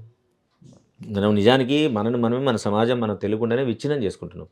కుటుంబంలో ఉండాల్సిన హార్మనీ, కుటుంబంలో ఉండాల్సిన ఒక సానుకూలత, కుటుంబంలో ఉండాల్సిన ఒక ఆత్మీయత, అవన్నీ స్లోగా ఫేడ్ అవుతున్నాయి. అవును, అట్లా ఫేడ్ అయిపోయి ఉండడమే ఒక కొత్త విలువగా ఎమర్జ్ అవుతుంది. పిల్లలు దూరం అయిపోతున్నారు. 6వ తరగతి నుంచో 7వ తరగతి నుంచో పిల్లలు దూరం అయిపోతున్నారు. ఇంటితో సంబంధాలు లేవు, కుటుంబంతో సంబంధాలు లేవు, బంధుత్వాలతో సంబంధాలు ఏది లేకుండా పోతుంది. కాబట్టి క్రైమ్ రేట్ కూడా ఎక్కువ అందుకే పెరుగుతుంది, ఫైనాన్షియల్ ఫ్రాడ్స్ కూడా ఎక్కువ పెరుగుతున్నాయి. సో ఇవన్నీ పెరుగుతున్న క్రమంలో మనం చూస్తే మనం ఇచ్చే చదువు వాళ్ళకి ఏ రకమైన ఒక హ్యూమన్ వాల్యూస్ను డెవలప్ చేయడంలో కానివ్వండి, హ్యూమానిటీని ఇంప్రూవ్ చేయడంలో కానివ్వండి, ఒక వాల్యూ సిస్టమ్ని ప్రాక్టీస్ చేసి అది ఒక మంచి మానవీయ సంబంధాన్ని, ఒక ఆరోగ్యకరమైన సమాజాన్ని సృష్టించడంలో మన సిస్టమ్ మనం అందరం కూడా ఫెయిల్ అయినాం. We are also part of that because we are not really blowing our whistle so strong that policy maker can understand this. Inter తర్వాత ఎంబీబీఎస్ ఎంట్రన్స్లు ఇవన్నీ ఉన్నాయి, త్వరలో అంటే 2-3 నెలల్లో రానున్నాయి. ఈ విద్యార్థుల కోసం ఎస్ఎస్సి విద్యార్థుల మానసిక వికాసం వేరే ఉంటుంది. అవును, ఇంటర్ దాటిన తర్వాత ఉండే పద్ధతులు వేరే ఉంటాయి, వాళ్ళ ఆలోచన ధోరణి వేరే ఉంటుంది. వాళ్ళ కోసం ఏం చెప్తారు అంటే ఇప్పుడు క్వాలిఫైయింగ్ ఎగ్జామ్ ఒకటి, కాంపిటేటివ్ ఎగ్జామ్ ఒకటి, they are 2 different. Competitive exam అని అంటే ఇది మనం EAMCET, IIT, NEET, okay, CLAT, right, ఇవన్నీ ఎగ్జామ్స్ కాంపిటేటివ్ ఎగ్జామ్స్ వస్తాయి. క్వాలిఫైయింగ్ ఎగ్జామ్ అంటే 10th class, intermediate, engineering, degree classes. So పిల్లలకి, చాలామంది పిల్లలకి ఈ మధ్యలో ఈ కన్ఫ్యూజన్ ఉంటుంది. ఏం కన్ఫ్యూజన్ ఉంటుంది అంటే, నేను ఆల్రెడీ ఇంటర్మీడియట్ చదువుతున్నాను, ఇంకా మళ్ళీ కాంపిటేటివ్ ఎగ్జామ్ కోసం వేరే చదవాల్సిన అవసరం ఏముంది అని అర్థం చేసుకోరు వాళ్ళు. కాంపిటేటివ్ ఎగ్జామ్లు ఏంటంటే ఒక ప్రశ్నని నువ్వు మైక్రోస్కోపిక్ లెవెల్లో నువ్వు ఎట్లా అర్థం చేసుకొని దానికి ఇచ్చిన మల్టిపుల్ చాయిస్ క్వశ్చన్లో ఏది ఆప్ట్ క్వశ్చనో నువ్వు ఆన్సర్ చేయగలగాలి. దీనికి ఆన్సర్ చేయాలంటే ఏంటి, నీకు కాన్సెప్ట్ పరంగా చాలా స్పష్టత ఉండాలి. ఆ స్పష్టత ఎప్పుడు వస్తుంది అంటే ఇచ్చిన ఐడియాను నువ్వు చాలా డీపర్ లెవెల్ వెళ్ళి అర్థం చేసుకొని దాన్ని సానుకూలంగా అప్లై చేయగలిగే ఎబిలిటీని నువ్వు తెచ్చుకుంటే కానీ నువ్వు పరీక్షల్లో సక్సెస్ఫుల్ కావు. అందులో కాంపిటేటివ్ ఎగ్జామ్ అంటే ఏంటి, నీకు 100 సీట్లే ఉంటాయి, 10,000 మంది కాంపీట్ అవుతారు. ఈ 10 మందిలో పోటీ బాగుంటుంది. ఈ 10,000 మందిలో నువ్వు 100లో రావాలి, వస్తేనే నీకు సీట్ వస్తుంది. అదే క్వాలిఫైయింగ్ ఎగ్జామ్లో నీకు ఎంత పర్సెంట్ వస్తే అంతే పర్సెంటే ఉంటుంది, నీకు ఎవరితో లేదు. స్టిల్ నువ్వు ఇంటర్మీడియట్లో 60 వచ్చింది, నువ్వు డిగ్రీకి వెళ్ళొచ్చు. నువ్వు ఇంటర్మీడియట్లో 90 వచ్చింది, స్టిల్ నువ్వు డిగ్రీకి వెళ్ళొచ్చు. కానీ వేరే కాంపిటేటివ్ ఎగ్జామ్లో నీకు 60%, 70% వచ్చినంత మాత్రాన నీకు సీట్ రాదు. నువ్వు అనుకున్న దాంట్లో 90% వచ్చినా రాకపోవచ్చు. కాబట్టి నిన్ను నువ్వు నిరంతరం మెరుగుపరుచుకునే స్థితి లోపల నువ్వు సానుకూలంగా మారి నువ్వు యాక్సెప్ట్ చేస్తే యూ ప్రోగ్రెస్ ఇట్. రెండో అంశం ఏంటంటే కాంపిటేటివ్ ఎగ్జామ్ లోపల ఏ ఇన్స్టిట్యూట్లో చేరితే ఆ ఇన్స్టిట్యూట్ రూల్స్ అండ్ రెగ్యులేషన్స్ని మీరు పాటిస్తేనే మిమ్మల్ని మీరు రాణించుకొని బెస్ట్గా మారేందుకు అవకాశం ఉంటుంది. మీ తల్లిదండ్రులకు ఇష్టం ఉండి నీకు ఇష్టం లేకుండా అందులో చేరి నిరంతరం మీతో మీరు పోరాడితే అటు సమయం వేస్ట్ అవుతుంది, నీకు సబ్జెక్ట్ అర్థం కాదు, ఎగ్జామ్లో సరిగా ఆన్సర్ చేయలేవు, ఇటు తల్లిదండ్రులకు డిస్టర్బెన్స్, నీకు డిస్టర్బెన్స్, టోటల్గా డిస్టర్బెన్స్ నుంచి బయటకు వస్తావు. కాబట్టి బెస్ట్ ఏంటి అంటే ఫస్ట్ నువ్వు ఇలా చేరావు, నీకు వేరే చాయిస్ లేదు, యూ యాక్సెప్ట్ దట్ ప్రాసెస్. ఆ కాలేజీని నమ్మి మీరు ఒత్తిడి అవుతుంది డెఫినెట్గా, కానీ నీతోటి ఉన్న పిల్లలు చాలామంది దీన్ని యాక్సెప్ట్ చేస్తున్నారు కాబట్టి సో అది సక్సెస్ఫుల్ మోడల్ అని నమ్మి మీరు కాంపిటీషన్లో ప్రిపేర్ కాండి. లేదు మీకు ఇష్టం లేదు, మీరు మీ తల్లిదండ్రులతో పోరాడి బయటికి రండి, కానీ అటు ఇటు చేయకుండా మధ్యలో ఊగిసలాడితే ఇటు నీ సమయం వేస్ట్ అవుతుంది, ఊగిసలాడటమే కాకుండా ఆత్మహత్యలకు పోతున్నారు, ప్రమాదకరమైన. కరెక్ట్. వివిధ రకాల పరీక్షలకు సిద్ధమయ్యే విద్యార్థులు ఏ రకమైన రోజువారీ ప్రణాళిక ఏర్పాటు చేసుకుంటే బాగుంటుంది? జనరల్గా ఇక్కడ మనం విద్యార్థులను 2 సెక్షన్గా మనం చేయాలి. ఒకటి, ఒక ఇన్స్టిట్యూషన్లో చేరి పోటీ పరీక్షలు ప్రిపేర్ అయ్యే సెక్షన్ ఒకటి. పోటీ పరీక్షలు ప్రిపేర్ అవుతూనే వేరే ఏ ఇన్స్టిట్యూట్లు లేకుండా ఆన్లైన్ కోచింగ్ తీసుకుంటూ ఉండేవాళ్ళు ఒక సెక్షన్. ఈ ఇద్దరికి ఒకే రకమైన దినచర్యను మనం సజెస్ట్ చేయలేము మనం, ఎందుకంటే వాళ్ళకున్న అకాడమిక్ డిమాండ్స్ వేరుంటాయి. ఇన్స్టిట్యూషన్ వాళ్ళైతేనో వాళ్ళకు పొద్దున 8 నుంచి సిస్టమ్ కరికులం ఏర్పాటు చేసుకొని దాని ప్రకారం పోయేటోళ్ళు ఉంటారు. సో అట్లాంటి విద్యార్థులకు మనం ఏం చెప్పొచ్చానంటే పూర్తిగా ఏ ఇన్స్టిట్యూట్లో ఉన్నారో మీరు ఆ ఇన్స్టిట్యూషన్ ఇచ్చే ఇన్పుట్స్ కానివ్వండి, ఇన్స్టిట్యూషన్ ఇచ్చే ట్రైనింగ్ కానివ్వండి పూర్తి స్థాయిలో యాక్సెప్ట్ చేయండి. అతను పూర్తి యాక్సెప్ట్ చేయలేకుండా మీరు సొంతంగా ప్లాన్ చేసుకుంటూ ఉంటే అది ఇది 2 కూడా కాన్ఫ్లిక్ట్ జనరేట్ అయ్యి మీరు ఏం చేయలేని స్థితికి చేరుతారు, సమయం అంతా వృధా అయిపోతుంది. అట్లా కాకుండా మీరు ఇన్స్టిట్యూషన్లో ఇచ్చే ఇన్స్ట్రక్షన్స్ను తీసుకోండి, ఇన్స్టిట్యూషన్లో చెప్పే టీచర్ల యొక్క సిలబస్ను అర్థం చేసుకోండి. ఇంటికి వచ్చిన తర్వాత మీకు ఇంకా సమయం ఉంటే కనుక వేరే బెస్ట్ ఇన్స్టిట్యూషన్లు అనబడే సంస్థల నుంచి వచ్చే క్వశ్చన్ పేపర్స్ని మీరు ఇంట్లో ప్రాక్టీస్ చేయాలి. దాంతో ఏం తెలుస్తుంది అంటే ఇన్స్టిట్యూషన్లో చెప్పే కంటెంట్ వేరే ఏ క్వశ్చన్ పేపరు కనుక తీసుకొస్తే మీకు సరిపోయే శక్తి ఉందా లేదా అని మీకు అర్థమవుతుంది. అప్పుడు మీరు ఏ సిలబస్ అయితే ఇక్కడ ఇన్స్టిట్యూషన్లో ప్రిపేరేషన్ చేయించలేదో మీరు సొంతంగా మీరు ప్రిపేర్ కావచ్చు. అప్పుడు ఏ ఇన్స్టిట్యూషన్ నుంచి క్వశ్చన్ పేపర్ వచ్చినా మీరు సమర్థవంతం ఎదుర్కోవడానికి 100% ఛాన్సెస్ ఉంటాయి. ఇది ఒక వే ఆఫ్ ప్రిపరేషన్. రెండో వే ఏంటి, మనం ఇన్స్టిట్యూషన్లో చేరలేదు, వీలైనప్పుడు ఆన్లైన్లో తీసుకుంటున్నాం, లేదా మనమే చదువుకుంటున్నాము. ఇది ఒక మంచి పద్ధతి కూడా. దీనికోసం మీరు ఏం చేయొచ్చు అంటే మనం రాష్ట్రంలో ఉన్న బెస్ట్ ఇన్స్టిట్యూషన్ నుంచి వచ్చే క్వశ్చన్ పేపర్స్ని మనం ఎప్పుడు నిరంతరంగా దాన్ని అధ్యయనం చేస్తూ ఉండాలి.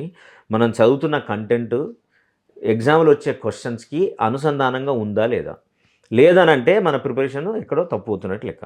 కాబట్టి ఈ తప్పు ఎక్కడవుతుందో నీ ఏజ్ గ్రూప్ ఉన్న వాళ్ళకు తెలియకపోవచ్చు. అప్పుడు ఆ సబ్జెక్టుకు సంబంధించిన అధ్యాపకుని దగ్గరికి వెళ్ళి నేను ఈ సిలబస్ చదువుతున్నాను, కానీ ఈ ప్రశ్న పత్రాన్ని నేను హ్యాండిల్ చేయలేకపోతున్నాను, జవాబులు చెప్పలేకపోతున్నాను, చెప్పినా అది సరిగ్గా ఆన్సర్లు రావటం లేదు. సో అంటే ఏంటి, నేను ఈ ప్రశ్నను హ్యాండిల్ చేయడానికి కావాల్సిన ఇన్ఫర్మేషన్ నా దగ్గర లేదు, కాబట్టి నేను ఏం చదివితే ఈ ప్రశ్నలను కూడా హ్యాండిల్ చేయగలిగే ఎబిలిటీ నాకు వస్తుంది అని గైడెన్స్ తీసుకుంటే తప్పకుండా మీరు ఏ ప్రశ్న పత్రం ఇచ్చినా సరే దాన్ని సరైన పద్ధతిలో ఆన్సర్ చేయగలిగే శక్తి, ఆ ఎబిలిటీ మీకు జనరేట్ అవుతుంది. కాబట్టి ఈ రెండింటిని దృష్టిలో పెట్టుకొని మీ దినచర్యను మీరు ప్లాన్ చేసుకోవడం. ప్లస్ దినచర్యలో ఎన్ని గంటల పాటు చదవాలి అనేది అదొక పెద్ద బ్రహ్మాండమైన పదార్థంలాగా అందరూ కన్ఫ్యూజ్ చేస్తూ ఉంటారు. నిజానికి ఏ స్టూడెంట్ అయినా సరే రోజు 8 నుంచి 10 గంటల వరకు మాత్రమే పూర్తి స్థాయిలో శక్తి సామర్థ్యాన్ని ఉపయోగించగలుగుతారు. మనం అన్రియలిస్టిక్గా 14 గంటలు 16 గంటలు అని చెప్పేవి టెక్నికల్గా 16 గంటలు అయితే కావచ్చు, కానీ మనం చదువుతున్నప్పుడు మన గ్రాస్పింగ్ లెవెల్ ఎంత ఉంది, మన స్పాంటనిటీ ఏ లెవెల్లో ఉంది, ఉత్సాహం ఎంత ఉంది, స్పీడ్ ఆఫ్ ఆన్సరింగ్ ఎంత జరుగుతుంది అనేవి క్రమంగా క్షీణించిపోతాయి. అందుకోసమని మీ రోజువారీ దినచర్యలో కనీసం గంటకు ఒక 5-10 నిమిషాలైనా మీరు బ్రేక్ ఇవ్వాలి. ఒక చిన్న వాక్ చేయండి, లేదో చిన్న బ్రీతింగ్ ఎక్సర్సైజ్ చేయండి, లేదు ప్రశాంతంగా కళ్ళు మూసుకొని అలా కూర్చొని చదువుకుని ఒకసారి మననం చేసుకోండి, లేదు మంచి మ్యూజిక్ వినండి, ప్రతి గంట తర్వాత ఒక మొహం ఫ్రెష్గా మంచి చన్నీళ్ళతో మొహం కడుక్కోండి. ఇవన్నీ ఏం చేస్తాయంటే మీ శక్తిని రిజినవేట్ చేస్తాయి, ఎక్కువసేపు అటెన్షన్ స్పాన్ ఉండడానికి ఎక్కువ అవకాశం ఉండడానికి ఛాన్సెస్ ఉంది. సో ఇలాంటి పద్ధతులను కనుక మీరు పాటిస్తే మీరు తప్పకుండా రోజువారీ దినచర్యలో మీరు ఉత్సాహంగా చదువును కొనసాగించడానికి ఎక్కువ అవకాశం ఉంటుంది. అన్నిటికంటే మోస్ట్ ఇంపార్టెంట్ ఏంటంటే మిమ్మల్ని మీరు ఎవరితో కంపేర్ చేసుకోకండి. మీకున్న శక్తియుక్తులు, మీకున్న చదివే విధానము, మీకున్న గ్రాస్పింగ్ ఎబిలిటీ, మీరు ప్రశ్నలు జవాబు ఇచ్చే పద్ధతులు అందరికీ ఒకే రకంగా ఉండవని మీరు గుర్తించి, మీరు ఎలా చదివితే మీకు అర్థమవుతుందో ఆ పద్ధతి ద్వారానే మీరు చదివి ప్రశ్నలకి సరైన జవాబులు ఇచ్చే లెవెల్లో కనుక మిమ్మల్ని మీరు తర్ఫీదు చేసుకుంటే తప్పకుండా మీరు బెస్ట్గా పర్ఫామ్ చేయడానికి అవకాశం ఉంటుంది. అంటే ఇప్పుడు యూట్యూబ్ లాంటి చాలా వచ్చినాయి కదా, అవునండి. రకరకాల మన డౌట్స్ క్లియర్ చేసుకోవడానికి అవును. ఉపయోగపడుతున్నాయి. అవును. తప్పకుండా అండి. ఎందుకంటే యూట్యూబ్‌లో వచ్చే స్పీకర్స్ కానివ్వండి, సబ్జెక్ట్ ఎక్స్‌పర్ట్స్ భారతదేశంలోనే బెస్ట్ అనిపించుకునే స్పీకర్స్ ఉంటారు. అది మనం ఎవరిని చూజ్ చేసుకోవాలనేది మన మన శక్తిని బట్టి ఉంటుంది. సో, అట్లా టైం వేస్ట్ చేసే వాళ్ళు కూడా ఉంటారు. కానీ మనం ఏది పడితే అది చూడడమా వేస్ట్ ఆఫ్ టైం అవుతుంది. కాబట్టి ముందు స్పష్టంగా మనకు తెలియాలా. నేను ఈ రోజున ఒక యూట్యూబ్‌లో ఒక లెసన్‌ని వినబోతున్నాను, చూడబోతున్నాను, నేర్చుకోబోతున్నాను అంటే ఏం నేర్చుకోబోతున్నాను అనే పట్ల స్పష్టంగా ఉండాలి. ఫర్ ఎగ్జాంపుల్ మనం కెమిస్ట్రీ తీసుకున్నాం. ఈరోజు నేను స్ట్రక్చర్ ఆఫ్ ఆటమ్ గురించి నేను వినబోతున్నాను అని అన్నాం అనుకోండి. స్ట్రక్చర్ ఆఫ్ ఆటమ్ గురించి చెప్పగలిగే వీడియో ఎక్కడుందో మనం అది మాత్రం సెర్చ్ చేసుకోవాలి. ముందు సెర్చ్ చేసి పెట్టుకొని మనం అది మాత్రం చూడగలగాలి. ఆన్లైన్లో ఉన్న ఇంకొక డిఫికల్టీ ఏంటంటే మనం స్ట్రక్చర్ ఆఫ్ ఆటమ్ చూద్దామని వీడియో పెడతాం. 100 వస్తాయి అందులోకెళ్ళి అనుకోకుండా ఏదో ఒక వాట్సాప్ నుంచి మెసేజ్ పాపప్ అవుతుంది, లేదా ఒక కామెంట్ వస్తుంది. మనం ఆ కామెంట్ క్లిక్ చేస్తాం, నన్ను ఎక్కడికో తీసుకెళ్తాడు. ఒక మన కాన్సన్ట్రేషన్ని, మన శక్తిని, మన సమయాన్ని మొత్తం వృధా చేసే యాక్టివిటీలోకి మనం ఎంటర్ అయిపోతాం. కాబట్టి ఇది చాలా జాగ్రత్తగా మనం చేసుకోవాలి. కాబట్టి ఆన్లైన్లో చదవాలనుకునే పిల్లలందరూ కూడా ఇచ్చే సూచన ఏంటంటే వీడియోలు ఉంటే డౌన్లోడ్ చేసుకొని ఇంటర్నెట్ ఆఫ్ చేసి ఆ వీడియోను చూడడానికి ప్రయత్నం చేయండి. అప్పుడు మాత్రమే మీరు చూడాలనుకొని నేర్చుకోవాలనుకునే అంశాన్ని ఇచ్చిన సమయంలో తప్పకుండా నేర్చుకోగలుగుతారు. మీరు అటు ఇంటర్నెట్ ఆన్లో పెట్టి మీరు ఆన్లైన్లో వీడియోలు చూడాలనుకుంటే మీరు తప్పకుండా మీకు తెలియకుండానే మీ టైం అంతా మిమ్మల్ని వేస్ట్ చేసే సైట్లకు తీసుకెళ్తుంది. అప్పుడు మనం తీవ్రంగా వగచి బాధపడాల్సిన పరిస్థితి మనకి పక్కదారి పట్టే ప్రమాదం తప్పకుండా ఉంటుంది. ఎందుకంటే ఆ ఏజ్ అట్లాంటిది. అండ్ సెల్ ఫోన్కును, ఇంటర్నెట్కు, మొబైల్కి, టీవీలకు ఉన్న గొప్పతనం ఏంటంటే ఎవరి టైం అయినా సరే మీకు తెలియకుండా దొంగతనం చేసేస్తారు. అంత అద్భుతమైన శక్తి సామర్థ్యాలు వాటికి ఉంటాయి. మీకు ఇంట్రెస్టింగ్ స్టోరీ చెప్తాను. మొన్న లాస్ట్ 1 month బ్యాక్ ఒక అబ్బాయిని తీసుకొచ్చారు. లాంగ్ టర్మ్ ఐఐటి కోచింగ్ ఆన్లైన్లో ఉన్నాడు. సో తల్లిదండ్రులు మంచి ఇన్స్టిట్యూషన్, ఆన్లైన్ ఫీజులు కట్టారు. రైట్, వీడు రోజు వింటున్నాడు. చూసి తీసుకొస్తే ఇప్పుడు జనవరిలోనే దాని ఫస్ట్ మెయిన్స్ ఉండే ఐఐటి మెయిన్ ఎగ్జామ్ కంటే ఒక 15 రోజుల ముందు తీసుకొచ్చారు. చూస్తే ఏంటి, వాడు దాదాపుగా ఆల్మోస్ట్ 5 months నుంచి వాడు అన్ని యానిమేలు చూస్తున్నాడు, సిరీస్ చూస్తున్నాడు, వెబ్ సిరీస్. యానిమే అంటాం దాన్ని. One of the most popular ఏమంటారు యానిమేటెడ్ సిరీస్ అది. ఎన్ని చూసినామని అడిగిన, 1000 episodes చూసిన వాడు. ఫిజిక్స్, కెమిస్ట్రీ వాడు ఆన్ చేస్తాడు, మ్యూటా పెడతాడు, అది నడుస్తుంటుంది, వీడు ఇది ఆడతాడు. మిగతా టైం అంతా వీడియో గేమ్స్ ఆడతాడు, లేదంటే ఎవరితోనే చాట్ చేస్తాడు, లేకుంటే ఇన్స్టాలో కన్వర్జేషన్ స్టార్ట్ చేస్తాడు. టైం అంతా వేస్ట్ అయింది. తల్లిదండ్రులు అనుకున్నారు బాగా చదువుతున్నాడు, రోజు సమయానికి వెళ్తున్నాడు, కంప్యూటర్ మీద కూర్చుంటున్నాడు. చూస్తే నాకు అవి ఏమో అర్థం కాలేదు సార్, ఏం చేయాలో తెలియక ఇట్లా చేసినాను. కాబట్టి ఇలాంటి ప్రమాదాలు అందరికీ వస్తాయి. కాబట్టి మనం ఎంత హానెస్ట్గా ఉంటున్నాం, నిజంగానే మనం నేర్చుకోవాలనుకునే విషయంలో మనం హానెస్ట్గా ఉన్నామా, నిజంగానే మనం ఈ కాంపిటేటివ్ ఎగ్జామ్ దేనికైతే ప్రిపేర్ అవుతున్నామో దాన్ని నిజంగా క్రాక్ చేయాలనే పట్టుదల మనకుందా, ఆ క్రాక్ చేసే ప్రాసెస్ లోపల దాని ఎగ్జామ్కు డిమాండ్ చేసే నైపుణ్యాలు ఏంటి, అవి నాకు ఎంత ఉన్నాయి, అవి తక్కువ ఉన్న వాటిని నేను ఏమైనా నేర్చుకోవడానికి నేను రెడీ అవుతున్నాను లేదా, ఇవి మీరు బేరీజ్ వేసుకుంటే తప్పకుండా మీరు మీ కాంపిటేటివ్ ఎగ్జామ్ను క్రాక్ చేయడానికి ఎక్కువ అవకాశం ఉంటుంది. అంటే పిల్లలు పక్కదారి పట్టకుండా తల్లిదండ్రులు కానీ ఇంకెవరైనా చెక్ చేసే పద్ధతులు అవసరమా? చాలా చాలా చాలా అవసరం అండి. ఆన్లైన్లో ఉన్న విద్యార్థులకు మాత్రం చెక్ లిస్ట్ అనేది చాలా చాలా ఖచ్చితంగా ఉండాలి. ఖచ్చితంగా ఉంటేనే మీరు మీ పిల్లవాడిని బెటర్ చదవడానికి ఎక్కువ అవకాశం ఉంటుంది. నెంబర్ 1, వాడిని ఒక గదిలో పెట్టి చదవాలని ప్రయత్నం చేయకూడదు. నెంబర్ 2, మీరు వాడు కంప్యూటర్ ఎప్పుడు పెట్టినా సరే అది మనకు అభిముఖంగా ఉండాలి తప్ప వాడికి దిక్కు ఉండకూడదు, అది ఓపెన్గా కనబడుతూ ఉండాలి. నెంబర్ 3, వాడు చదివిన తర్వాత ఒక లెసన్ విన్న తర్వాత పిల్లవాడితో మీరు ఒక ఒప్పందం చేసుకోండి. నువ్వు నిజంగానే నేర్చుకున్నావు కదా, నేర్చుకున్న తర్వాత నీవు ఏం అర్థమైందో ఒకసారి చర్చిద్దాం. ఇంటరాక్టివ్ కావాలి. లేదు ఒక 10 పాయింట్స్ నువ్వు అందులో విన్నది నువ్వు కూడా రాయి. ఇట్లా చెక్ లిస్టులు పెట్టుకుంటేనే వాడు నిజంగానే ఆన్లైన్ కోచింగ్ సరిగ్గా నడుస్తున్నట్టు లెక్క. లేకుంటే గ్యారంటీగా ఆన్లైన్కున్న, ఇంటర్నెట్కున్న, యూట్యూబ్కున్న గొప్పతనం ఏంటంటే నిన్ను తప్పకుండా తప్పుదారి పట్టిస్తుంది. నీ టైం అంతా వృధా చేస్తుంది. నువ్వు ఎంత రిగ్రెట్ అయినా సరే పోయిన సమయం నీకు తిరిగి రాదు.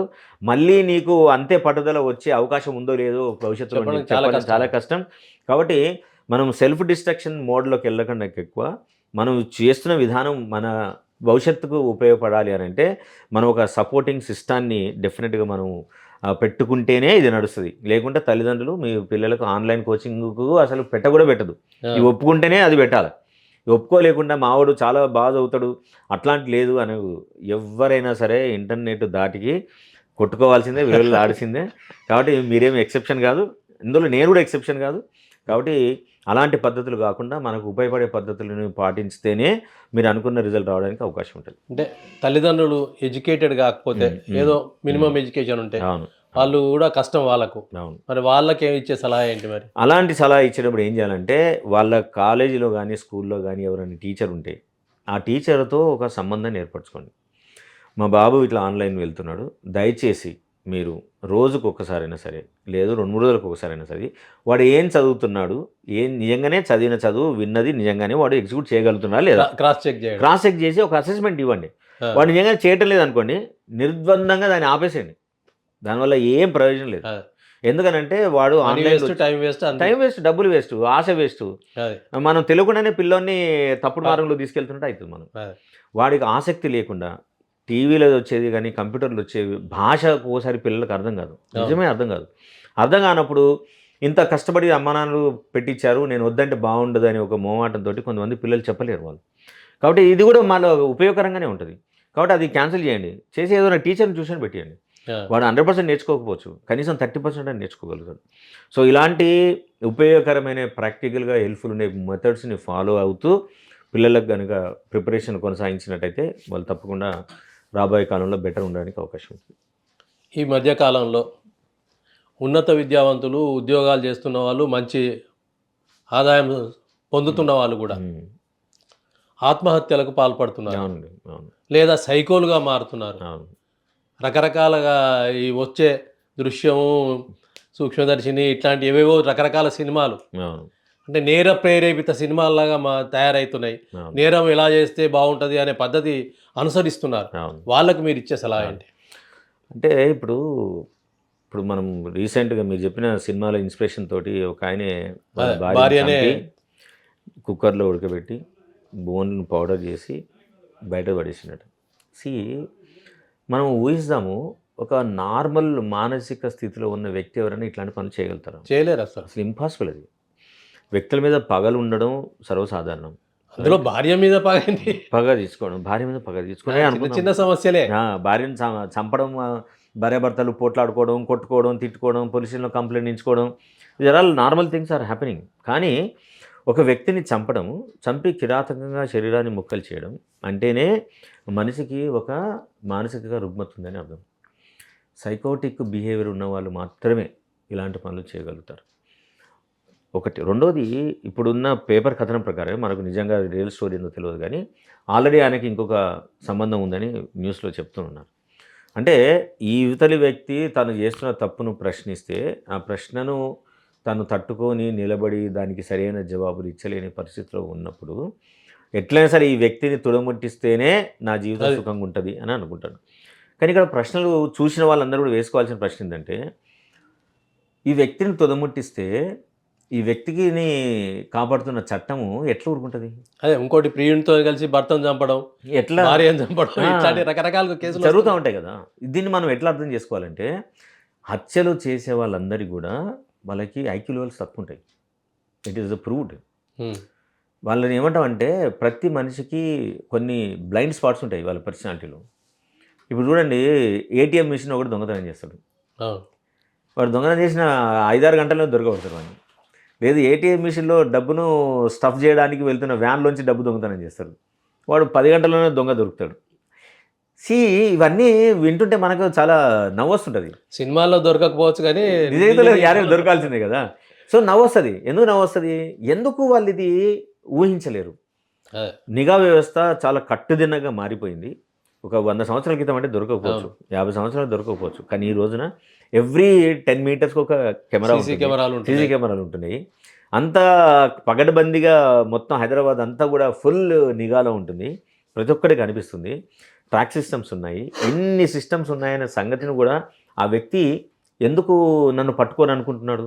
అదే. అలా పట్టుకోరు అని అనిపించడమే బ్లైండ్ స్పాట్. ఆ. రైట్. ఇట్లాంటి బ్లైండ్ స్పాట్స్ ఇట్లా హత్యలు చేసేవాళ్ళు, దొంగతనం చేసే వాళ్ళకి చాలా తక్కువ ఐక్యూ లెవెల్స్ ఉంటాయి. వాళ్ళు మాత్రమే ఇలాంటి పనులు చేస్తారు. సో ఇట్లాంటి వ్యక్తిత్వంతో ఉన్నవాళ్ళు, వ్యక్తిత్వ లోపాలతో ఉన్నవాళ్ళు నిజానికి వాళ్ళు పెరుగుతున్న క్రమంలోనే తల్లిదండ్రులకు అర్థమవుతుంది there is some problem with this person అని. కానీ మనకి మానసిక రుగ్మతలకు సంబంధించి అవేర్నెస్ తక్కువ ఉండడం మూలన మనం వాటిని సీరియస్ తీసుకోం. మనం మందలిస్తే పోతాయి అనుకుంటారు. మందలియడం వలన, ప్రీచింగ్ చేయడం వలన, మంచి మాటలు చెప్పడం వలన ఇంకా సైకోగా మారుతున్న ప్రమాదాలు ఉన్నాయి. కానీ జబ్బు మాత్రం తగ్గదు. ఉమ్. ఫస్ట్గా మానసిక రుగ్మతలకు సంబంధించి ప్రజలందరూ గుర్తించాల్సింది ఏంటంటే అది జబ్బుగా పరిగణించాలి. అది జబ్బుగా పరిగణిస్తేనే దానికి సరి అయిన చికిత్స అందుతుంది. ఇదేదో చెప్తే మారిపోతాడులే, ఏదో బుద్ధి వక్రించి ఎట్లా అయింది అని ఆలోచిస్తే మనం ఆ వ్యక్తుల్ని ఏం చేయలేము. కాబట్టి ఇలాంటి సంఘటనలు చేసినప్పుడు సమాజంలో ఉన్న వాళ్ళందరూ తీవ్రంగా ఖండించాల్సిందే. కానీ అట్ ద సేమ్ టైం ఇంట్లో తల్లిదండ్రులు గుర్తించాల్సింది, భార్యాభర్తలు గుర్తించాల్సింది అంటే మాలో ప్రవర్తన రీతుల్లో ఏమన్నా మార్పులు వస్తాయా లేవా? వస్తుంటే కనుక దాన్ని ఎట్లా అడ్రస్ చేయాలి? మాలాంటి సైకాలజిస్టులు ఉన్నారు, సైకాట్రిస్టులు ఉన్నారు. దయచేసి మీరు వెళ్ళి వాళ్ళకి చూపించండి. ఈ హత్యలు చేసే వాళ్ళ లక్షణాలు ఎట్లుంటాయంటే కొంతమందికి అనుమానం ఎక్కువ ఉంటుంది. భార్య కానీ భర్త కానీ ఒకరి మీద ఒక అనుమానం ఉంటుంది. నిరంతరం వాళ్ళు ఫోన్లు చెక్ చేస్తారు. ఇంట్లోకి రాగానే వస్తువులు ఏమైనా స్థానచలనం చెందినా అని చెక్ చేస్తుంటారు. నువ్వు ఎవరితో మాట్లాడుతున్నావు ఏంది, ఎవరితో మాట్లాడుతున్నావు అని అంటారు. పక్కింటి వాళ్ళు వచ్చి మాట్లాడినా సరే నీకు వాళ్ళకి ఏంటి సంబంధం అని అంటారు. సో ఇట్లాంటి సంభాషణ ఎప్పుడైతే జరుగుతుందని అంటే డెఫినెట్గా మనం వాళ్ళని అనుమానించాలి. మానసికంగా వాడు ఏదో అయిపోయినట్టు లెక్క. కాబట్టి వెంటనే మీరు సైకాలజిస్ట్ చూపించాలి. లేకుంటే అది ముదిరి చివరికి ఇట్లాంటి పరిస్థితికి దారితీసేందుకే ఎక్కువ ఛాన్సెస్ ఉంటాయి.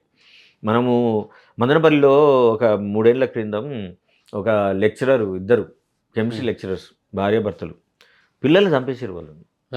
ఎందుకనంటే చంపితే దేవుడు వచ్చి మళ్ళీ బతికిస్తాడని. అంటే చూడండి, వాళ్ళంతా చదువుకున్న వాళ్ళైనా సరే ఆ పిల్లలిద్దరిని డంబులతో మోది తల మీద కొట్టి తల పగలగొట్టి చంపేశారు. అంటే ఎవరైనా కానీ మామూలు స్థితిలో ఉన్నవాళ్ళు అట్లాంటి పనులు చేయగలుగుతారు. అసలు ఈ విషయాన్ని ఎట్లా నమ్ముతాం మనం? చంపితే మళ్ళీ బతికొస్తారనే విషయాన్ని నమ్ముతారంటే ఏంటి? వాళ్ళ జీవితంలో, వాళ్ళ మనుషుల్లో, వాళ్ళ ఆలోచన లోపల ఎంత లోపం ఉందనే సంగతి మనకు అర్థం చేసుకోవాలి కదా.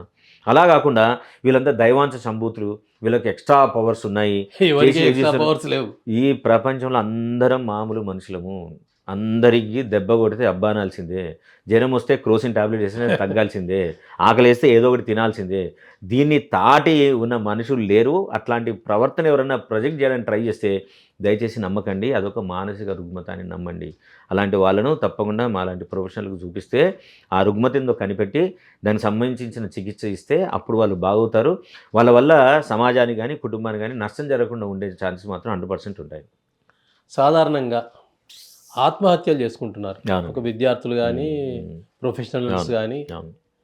అంటే ఏ ఒత్తిడులు కారణమా లేదా ఇంకేదైనా? లేదండి, యాక్చువల్గా ఏం జరుగుతుందంటే సెన్సిటివ్గా మారడం అనే కారణం ఏంది?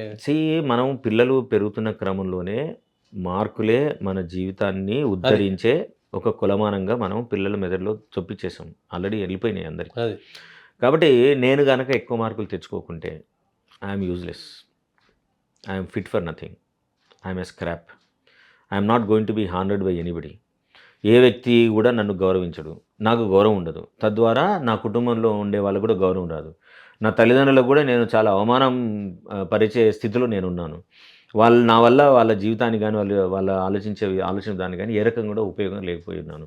కాబట్టి నేను మార్కులు తెచ్చుకోవడం ఒకటి మాత్రమే నేను చేయగలిగే అత్యంత గొప్ప బహుమానం. నేను ఏదైనా ఇస్తున్నానంటే తల్లిదండ్రులకు ఓన్లీ మార్కులు తెచ్చుకోవడం వల్లనే. మా కుటుంబ గౌరవం అంతా నా మీద నిలబడి ఉంది. కుటుంబ గౌరవాన్ని నేను కించపరిచే విధంగా, నష్టపరిచే విధంగా, అందరికీ బాధన కలిగించే విధంగా నేను ప్రవర్తిస్తున్నాను. ఇన్ని బాధలు మా తల్లిదండ్రులకు వస్తున్నాయంటే నా వల్లనే కదా. నేనే పోతే, నేను ఉండకుంటే వాళ్ళ జీవితం బాగుంటుంది, సంతోషంగా ఉంటారు, వాళ్ళకు కష్టాలు ఉండవు, వాళ్ళు ఇట్లాంటి బాధల్ని చేర్చుకోవాల్సిన అవసరం ఉండదు. అంటే సమాజంలోని వివిధ రంగాలు ఉంటాయి. ఆ రంగాల పట్ల పరిచయం ఒకటే చదువు అనేది మెదడులో నిండడం వల్ల కారణం అనుకుంటా. దట్ ఈజ్ వన్ పర్స్పెక్టివ్, అది మీరు చెప్పింది రైట్. కానీ ఇప్పుడు నేను టీనేజ్లో నా వ్యక్తిత్వాన్ని సంతరించుకునే క్రమంలో నా వ్యక్తిత్వంలో ఇవన్నీ కూరినప్పుడు అదే. నా పట్ల నాకు ఏమేమి అభిప్రాయం వస్తుంది? నేను యూజ్లెస్ అని వస్తుంది. ఈ యూజ్లెస్ షిట్ ఎందుకు జీవించాలి? యూజ్లెట్ మళ్ళీ వాళ్ళ జీవితంలో మళ్ళీ రాకుండా అంటే ఏం చేయొచ్చు నేను? నాకు చావడం ఒకటే గత్యంతరం. వేరేది ఏవి కూడా నా సమస్యల్ని సాల్వ్ చేయలేవు, కుటుంబ పరువును నిలబెట్టలేదు. కాబట్టి నేను కుటుంబం గురించి విపరీతంగా ఆలోచించి నాకు చేసుకున్న నిర్ణయం ఏంటంటే, నేను వీళ్ళ జీవితాల నుంచి వెళ్ళిపోతే వాళ్ళ జీవితం బాగుంటుంది, వాళ్ళకు కష్టాలు రావు. కానీ ఇంకా నాశనం అవుతుంది కదా వాళ్ళు అర్థం సో చేసుకుంటారు. నా టీనేజ్ వయసుకి ఇంతకంటే నేను ఎక్కువ ఆలోచించలేను, అదే. రైట్? అండ్ ఎంత పెద్ద వయసు ఉన్నా సరే ఇలాంటి ఒత్తిడి చాలా రోజుల పాటు కనుక ఉంటే ఆ వ్యక్తి యొక్క ఆలోచన టోటల్గా కన్సాలిడేట్ అయిపోయి చాలా నేరో థింకింగ్లోకి వెళ్ళిపోయి దానికి అన్నిటికీ పరిష్కారం నేను లేకుండడం వల్లనే ఇది జరుగుతుంది అదే. అనే భావన స్థిరీకరించుకుంటుంది. అదే పద్ధతి లోపల జరిగిన సూసైడ్స్ను చూసినప్పుడు ఇదే బెస్ట్ మెథడ్ అనిపిస్తుంది. అంటే మంచి ఉద్యోగాలలో ఉన్న వాళ్ళు కూడా ఈ సాఫ్ట్వేర్ రంగంలో కూడా ఈ మధ్య ఆత్మహత్యలు కనిపిస్తున్నాయి. దానికి కారణం ఏంటి?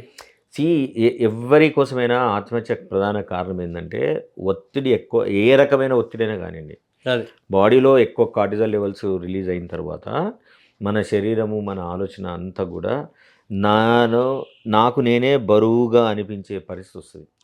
వచ్చినప్పుడు అది స్లోగా డిప్రెషన్కు దారితీస్తుంది. డిప్రెషన్లో ఉన్నప్పుడు మేజర్గా కొన్ని సిమ్టమ్స్ కనబడతాయి. ఫస్ట్ నేను ఎందుకు పనికిరాని వేస్ట్ క్యాండిడేట్ని అనే భావన కలుగుతుంది. నేను ఏం చేసినా సరే అందరికంటే గొప్పగా ఎదగలేను అనే భావన కలుగుతుంది. నాకు చేసే పనుల పట్ల దేని మీద ఆసక్తి ఉండదు, కానీ చుట్టుపక్కల నుంచి ఎక్స్పెక్టేషన్స్ ఎక్కువ ఉంటాయి, నేను దాన్ని మీట్ కాలేను అనే భావన కలుగుతుంది. కలిగిన తర్వాత నేను చనిపోవడం వల్ల మాత్రమే ఈ పరిస్థితి నుంచి నేను తప్పించుకోగలను. లోపల ఉండే నాకు వచ్చే ఈ బలమైన బాధ నేను ఓవర్కమ్ చేయాలంటే దీనికంటే పెద్ద బలమైన బరువైన ఒక నిర్ణయం తీసుకోవాలి, నన్ను నేను బాధించుకోవాలి అని సెల్ఫ్ హార్మ్ దిశలో అప్పుడు వాళ్ళు సూసైడ్ చేసుకుంటారు. సో ప్రతి సూసైడ్ వెనుక గ్యారెంటీగా depression is the major reason. Depression ఎందుకు వస్తుంది వెనక్కి వెళ్తే? ఒత్తిడి వల్ల వస్తుంది. ఒత్తిడి ఎందుకు వస్తుంది అంటే అన్రియలిస్టిక్ గోల్స్ వల్ల వస్తుంది. అన్రియలిస్టిక్ గోల్స్ ఎందుకు వస్తున్నాయి అని అంటే మనం తెలియకుండానే చుట్టుపక్కల సమాజం పెట్టిన ఎక్స్పెక్టేషన్స్ని అందుకోవాలనే ప్రయత్నం మనకు జరుగుతూ ఉంటుంది. ఆ ఎక్స్పెక్టేషన్ మనం ఎందుకు చేరుకోవాలి అని అంటే చిన్నప్పటి నుంచే తల్లిదండ్రులు నువ్వు ఉన్నదే కుటుంబం కోసం, నువ్వు కుటుంబం కోసం పనిచేయకుండా ఎట్లా అనే భావన కలిగిస్తుంది. ఇట్లా అవతల కోసమే జీవించడమే ఒక జీవన విధానం అనే ఆలోచన ఎప్పుడైతే మనం పిల్లల జీవితాల్లో మెదడులో చొప్పిస్తామో, అది ఎప్పుడైతే రీచ్ కాదామో అప్పుడు నన్ను నేను హింసించుకుంటాను, నన్ను నేను పని చేసుకుంటాను. ఈ డిప్రెషన్ను తగ్గించుకోవడానికి డాక్టర్లను సంప్రదించగానే వాళ్ళు రకరకాల మందులు ఇస్తున్నారు. అవును, అవి నిద్రమాత్రలు లాంటివి ఒక రకంగా. అవును, అవును. వాటి వల్ల ఉపయోగం ఉంటుందా లేదా సైకియాట్రిస్ట్ని కలవడం వల్ల ఉపయోగం ఉంటుంది? అంటే ఇక్కడ రెండు రకాలండి.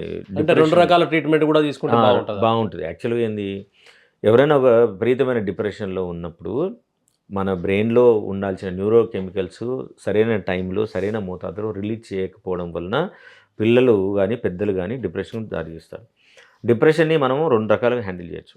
ఒకటి సైకాట్రిస్ట్ని కలిసి మందులు వాడడం, రెండోది నాలాంటి సైకాలజిస్టులను కలిగి థెరపీ తీసుకోవడం, మూడోది వాళ్ళ లైఫ్ స్టైల్లో చేంజెస్ తీసుకురావడం, మార్పు రావడం, నాలుగోది తల్లిదండ్రుల కుటుంబం యొక్క కోఆపరేషన్ చేయడం, ఐదోది వాళ్ళ జీవితానికి సంబంధించిన లక్ష్యాలు ఏవైతే నిర్ణయించుకున్నారో వాటిని రీజనబుల్గా చెక్ చేసి వాటిని రేషనలైజ్ చేయడం.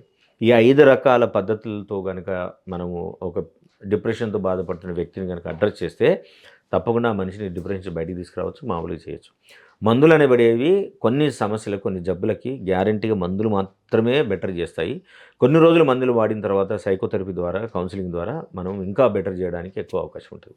ఇంగ్లీష్లోనే ఎక్కువ పుస్తకాలు వచ్చాయి, తెలుగులో ఒక పుస్తకం విజయానికి దారిది అని రాశారు. ఈ పుస్తకాలను చదివే వాళ్ళ పరిస్థితి ఏంటి? అంటే చదువుతానికి ఆసక్తి కనిపిస్తుందా లేదా? యాక్చువల్గా నవలలు చదివిన పద్ధతిలో ఇవి ఉన్నాయి. అవునండి, ఇది కొంచెం సిన్సియారిటీ అవసరం, చదవాలనే ఆసక్తి కూడా అవసరం. ఆసక్తి లేకుండా ఏదో పుస్తకం తీసుకుపోయాను షోకేస్లో పెట్టినాం అనే పద్ధతిలో ఉంటే ఉపయోగం లేదు. అట్లాంటి కేసెస్ మీకు ఎట్లా దారి అంటే విజయానికి దారిది పుస్తకం మాత్రం దాదాపుగా ఒక 5-6 వేల పుస్తకాలు అమ్మేయండి దాన్ని. చాలా అంటే గ్రూప్స్ ప్రిపేర్ అయ్యే గ్రామీణ వాతావరణంలో ఉండి చదువుకునే పిల్లల కోసం మాత్రమే ఆ పుస్తకం రాయబడ్డది. కాబట్టి దానికి సంబంధించి మంచి స్పందన వచ్చింది. మంచి పుస్తకాలు చదువుకున్నారు. రెండో పుస్తకం teenage love development and sequence and consequence ఉంది. అది it is a very specialised book. So ఇది నేను టీచర్ల కోసం రాసిన, యాక్చువల్గా పేరెంట్స్కి టీచర్ కోసం.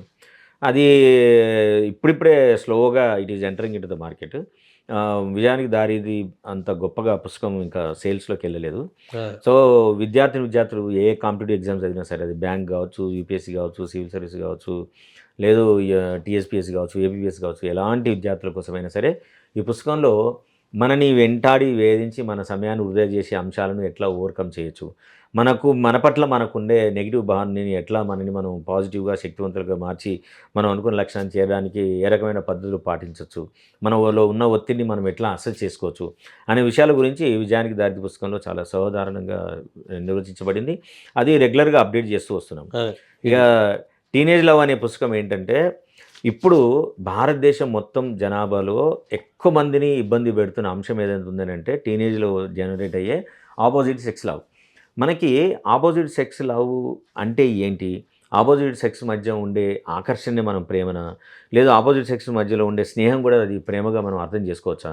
ఒకవేళ అది ప్రేమగా భ్రమించి మనం కొన్ని రోజులు ప్రయాణం చేసిన తర్వాత మనం ఓరుగోరు కంపాటబుల్ కాదని మనం అర్థం చేసుకున్న తర్వాత మనం బ్రేకప్ చెప్పి రిజెక్ట్ చేస్తే అవతలి వ్యక్తులు దాన్ని సీరియస్ తీసుకొని అయితే వాళ్ళు సూసైడ్ చేసుకోవడం, లేదు నిన్ను అటాక్ చేయడము, లేదు అటాక్ చేయాలనే కోరిక వాళ్ళ మీద ఏదో రకంగా దాడి చేయాలి, వాళ్ళని హింసించాలి, వాళ్ళకు పాఠం చెప్పాలి, నన్ను పావులాగా వాడుకున్నాడు అనే భావనలను మనం ఎట్లా అర్థం చేసుకోవాలి, అట్లాంటి ఎమోషనల్ రెసిలియన్స్ని ఎబిలిటీని మనం ఎట్లా తెచ్చుకోవచ్చు అనేది మొత్తం కూడా ఒక రీసెర్చ్ పర్స్పెక్టివ్లో ప్రపంచంలో ఉన్న అన్ని పుస్తకాలను చదివి మన భారతదేశానికి సంబంధించిన థియరీని మనం ఎట్లా అర్థం చేసుకోవాలి, ఈ ప్రేమలో స్టేజెస్ ఉంటాయి, ఎన్ని రకాలైన ప్రేమలు ఉంటాయి అనే ఒక సైంటిఫిక్ రెవల్యూషన్ తోటి రాసిన పుస్తకం టీనేజ్ లవ్ అది.